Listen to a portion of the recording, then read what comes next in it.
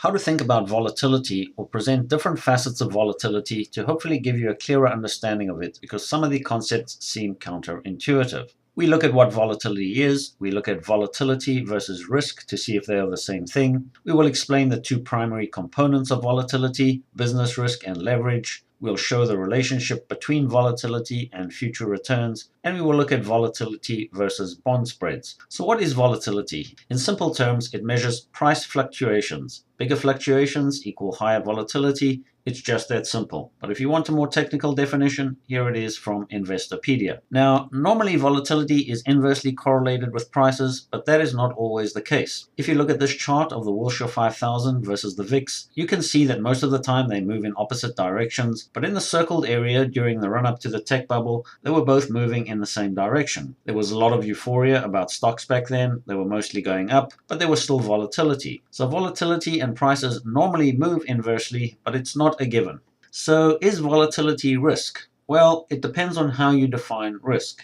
If risk is defined as risk of permanent loss, like some do, then no, it's not equivalent to risk. Howard Marks points out how risk is actually counterintuitive. As an asset declines in price, people view it as riskier, but it actually becomes less risky, all else being equal, just by the fact that it is cheaper and you can lose less. Conversely, as an asset appreciates, people think more highly of it, but it actually becomes riskier using the opposite logic. So increased volatility that usually coexists with price declines is seen as riskier in volatility terms, but using Howard Marks's rationale is actually less risky. So it's a bit confusing. Let's break volatility down. There are two primary components of volatility. One is business risk, which relates to the visibility of earnings for the enterprise. Two is leverage risk, which simply amplifies business risk. If there is no change in business risk, leverage risk generally does not activate. So business risk is the flame and leverage risk adds fuel to the flame. If you look at business risk, volatility represents investor uncertainty about the visibility of earnings, either good or bad. For example, the consumer staples sector has better visibility, in other words, more stable earnings than the materials sector, so its volatility should be lower. Is the consumer staples stream of cash flow less risky? Yes, because there is more visibility, but it also comes with a lower expected reward. So keep that in mind. Leverage amplifies volatility, but the interesting thing is that leverage with downside volatility and upside volatility behave differently. When equities go down in value, that increases leverage, which exacerbates volatility on further moves down in prices. So it becomes a bit of a self-fulfilling cycle, and I'll show you next what that looks like. So for example, if you're in the middle at the beginning state, your enterprise value is 80 to begin with. If enterprise value goes up by 25%, the equity value goes up by 40%, and likewise in the opposite direction going down by 25%. The leverage declined to 30% on the up move and increased to 50% on the down move.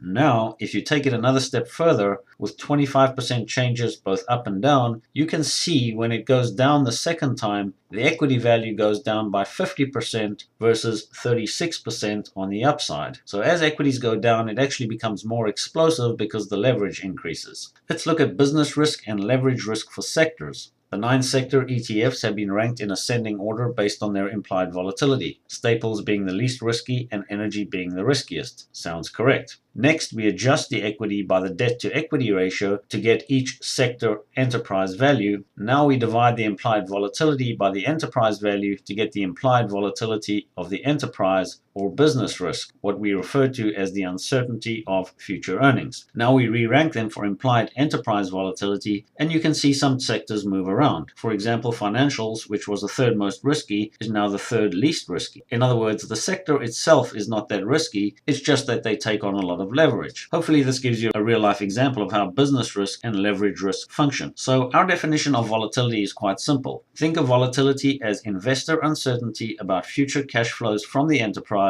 being business risk, which is then amplified by leverage, if any. And if investors are uncertain, it does not mean that the outcome will be bad, it just requires assessing the reward to risk ratio. And then this is very interesting because this shows the relationship between volatility and future returns. And we show it over 3 different time periods, 3 months, 6 months, and 12 months. And we have split up the VIX into ranges. The first square in red, the VIX is below 15. Next in blue is from 15 to 25. And lastly, above 25 in green. Note the dispersion of returns in the time period following the VIX achieving that level, and it's quite interesting, especially at the 12-month period, because you can see when the volatility gets high, the dispersion of returns is wide, but mostly positive. The real danger, or the biggest dispersion, comes in the intermediate zone between 15 and 25. As a general rule of thumb, returns are worst when volatility is high and rising, and best when volatility is high and falling. The green box makes sense with its uneven positive returns because at some point volatility generally does not get above 40 plus, so there is only one direction to go from there, down, meaning high future returns. Lastly, volatility versus bond spreads. Bond spreads and volatility is highly correlated. Bond underwriting tends to be more rational, so in our opinion, a better measure of risk. And sometimes we have divergence between bond spreads and the VIX like we had here in 2015. It did eventually converge. Equity volatility was low while bond spreads were suggesting more danger. This time the equity moved back in line with bond spreads, but it does not always work that way. And that's all we have time for. Hopefully you have a better grasp of the many facets of volatility now. Thanks for watching.